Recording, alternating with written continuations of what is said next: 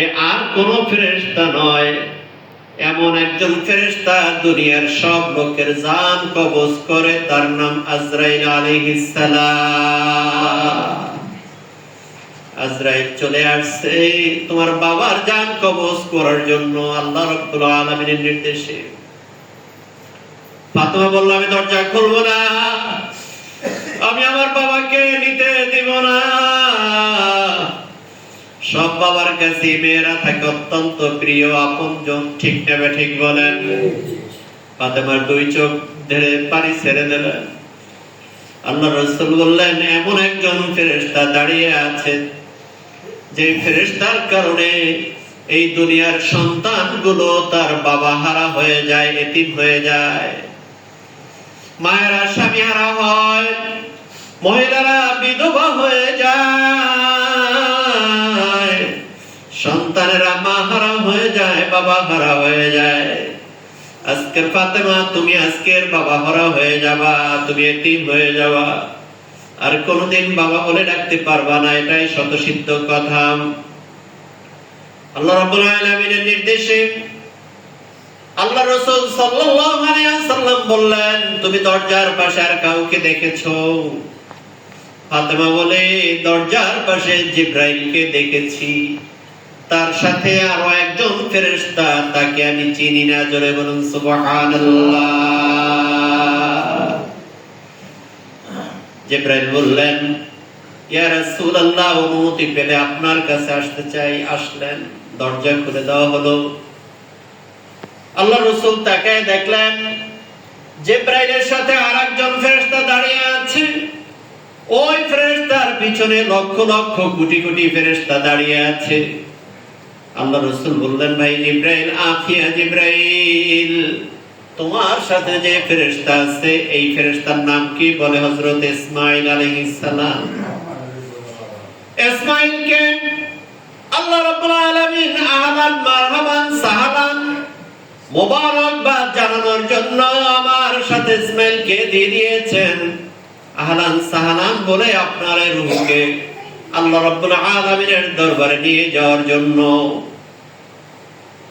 রাসূল পাক সাল্লাল্লাহু আলাইহি ওয়াসাল্লাম বললেন, ভাই জিবরাইল, আল্লাহ রাব্বুল আলামিনের কাছে যাওয়ার জন্য আজরাইল আসছে। কাহা? আজরাইল আসার পর রাসূলকে সালাম দিল, ইয়া রাসূলুল্লাহ, ইয়া হাবিবাল্লাহ, আল্লাহ রাব্বুল আলামিন আপনাকে সালাম দিয়েছে। আল্লাহ বলেছেন, বন্ধু যদি আমার দিদারে আসার জন্য উদগ্রীব হয়ে থাকে, আমি বন্ধুকে দেখতে চাই, বন্ধুর মেরাজ আমার হওয়া দরকার, দিদার হওয়া দরকার, আমি বন্ধুকে দেখার জন্য উদগ্রীব হয়ে আছি।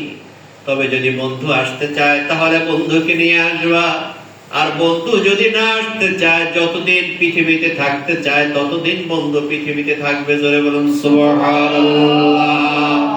লা ইলাহা ইল্লাল্লাহ। জোরে লা ইলাহা ইল্লাল্লাহ। লা ইলাহা ইল্লাল্লাহ। লা ইলাহা ইল্লাল্লাহ মুহাম্মাদুর রাসূলুল্লাহ সাল্লাল্লাহু আলাইহি ওয়াসাল্লাম। চক্ষুটা বুঝবেন, অন্তর থেকে আল্লাহ রাসূলকে মানুষ মৃত্যুর কথা স্মরণ করে, আপনিও স্মরণ করবেন। আল্লাহ রাব্বুল আলামিনের মৃত্যুর কথা, নবীর মৃত্যুর কথা শুনেন, আপনার চোখ দিয়ে যদি এক ফোঁটা পানি ছাড়তে পারেন, এই পানির বিনিময়ে আপনার মা বাবা কবরে থাকলে তাদের কবরের আযাব মাফ হয়ে যেতে পারে। সকলে দিলটা নরম করে দেবেন, মৃত্যুর কথা স্মরণ করবেন।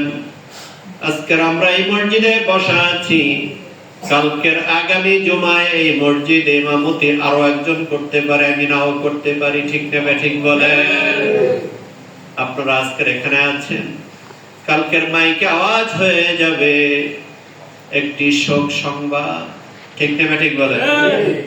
যেই মাইকে ইমাম সাহেব, খতিব সাহেব আলোচনা করেন, আজকের আমি আলোচনা করছি, কোন একদিন এই মাইকে ঘোষণা হবে আমাদের মসজিদের খতিব সাহেব এই দুনিয়ায় আর নাই। বিহারীপুরি হুজুর কেবলা পৃথিবীতে আর নাই। এরকমের করে মাইকে আওয়াজ ভেসে আসবে আপনার আমার সকলের, ঠিক না বেঠিক? ভাইরা বন্ধুরা আমার, অন্তরটা একটু নরম করে দেন, একটু সম্ভব হলে চোখের পানি ছেড়ে দেন। প্রত্যেকটা মানুষ মৃত্যুর সময় তার কাছে আজরাইল চলে আসবে। আল্লাহ রাসূল সাল্লাল্লাহু আলাইহি ওয়াসাল্লাম বললেন, ভাই জিবরাইল, আল্লাহ রাব্বুল আলামিন কোরআন শরীফের মধ্যে ইরশাদ করেছেন, ইযা জাআ আজালুহুম লা ইস্তাখিরুনা সাআতাও ওয়া লা ইস্তাকদিমুন।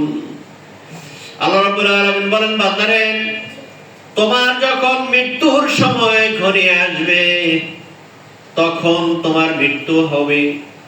তুমি যদি ইচ্ছা করো তার 1 ঘন্টা পরেও মৃত্যু হবে না, তুমি যদি ইচ্ছা করো 1 দিন পরেও তোমার মৃত্যু হবে না। আল্লাহ নির্ধারিত সময় যখন তোমার মৃত্যু, তখন তোমার মৃত্যু হবে। যে স্থানে তোমার মৃত্যু লেখা আছে ওই স্থানে তোমার মৃত্যু হবে। যেইভাবে তোমার মৃত্যু লেখা আছে আল্লাহ রাব্বুল আলামিন ওইভাবেই তোমার মৃত্যু ঘটাইয়া দেবেন। যেহেতু কোরআন শরীফে আল্লাহ রাব্বুল আলামিনের আয়াত আছে, তারপরেও তুমি কিভাবে বলো আল্লাহ রাব্বুল আলামিন কি আমাকে আদেশ দিয়েছেন আমি পৃথিবীতে থাকবো? জিবরাইল কয়, জিবরাইলের দিকে তাকাইছে, ভাই জিবরাইল, আজরাইল কি কয়?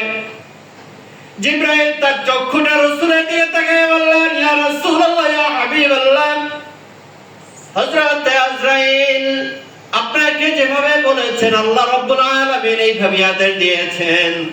আপনি যদি থাকতে চান আপনাকে রেখে যেতে বলেছেন, আপনি যদি যেতে চান আল্লাহর রাসূলকে আল্লাহ রাব্বুল আলামিন নিয়ে যেতে বলেছেন। জোরে একবার বলবেন কি সুবহানাল্লাহ? কেমন নবীর নবী যে আজরাইল এসে অনুমতি চায় হুজুর প্রবেশ করব কিনা। এই তামাম পৃথিবীর মধ্যে কোন মানুষের কাছে আজ পর্যন্ত আজরাইল এসে কখনো অনুমতি প্রার্থনা করে নাই। কোন নবীর কাছে করে নাই, কোন রাসূলের কাছে করে নাই। আপনার আমার নবীর কাছে অনুমতি নিয়ে প্রবেশ করলো, আবার জিজ্ঞাসা করলো, ইয়া রাসূলুল্লাহ, আপনার জান কবজ করব কিনা? রাসূল বললেন, আল্লাহ রাব্বুল আলামিন যখন উদ্গ্রীব হয়েছেন, আল্লাহ যখন আমার দিদার পাওয়ার জন্য উদ্গ্রীব হয়ে আছেন, আজরাইল আর দেরি করো না, আমার যখন নির্ধারিত সময় হয়ে গেছে তুমি আমার জান কবজ করে ফেলো।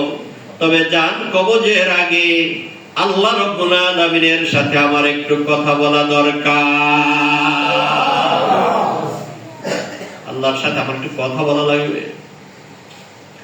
রাসূল বললেন, ভাই জিবরাইল, জিবরাইল বললেন, ইয়া রাসূলুল্লাহ, ইয়া হাবিবাল্লাহ, কি বলবেন?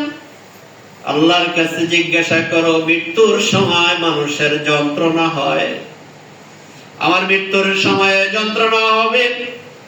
আমার উম্মত মুহাম্মাদি হাদিস শরীফের মধ্যে এসেছে, রাসূল পাক সাল্লাল্লাহু আলাইহি ওয়াসাল্লাম বলেছেন, যারা ঈমান হারা হয়ে মৃত্যুবরণ করবে, যারা ঈমান হারা হয়ে মৃত্যুবরণ করবে, বেঈমান হয়ে যারা ইন্তেকাল করবে, ওদের জন্য আল্লাহ রাব্বুল আলামিন লাঞ্ছনাদায়ক কষ্ট দিয়া তাদের মৃত্যু দিবেন।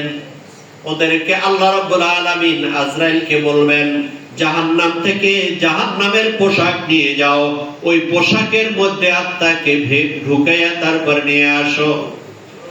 আজরাইল বলেন, বেঈমান যখন ইন্তেকাল করে মারা যায়, ঈমান হারা হয়ে মুরতাদ হয়ে যখন মানুষগুলো মারা যায়, আমি আজরাইল তাদের জান কবজ কেমনে করি? মৃত্যুর যন্ত্রণা কত কঠিন।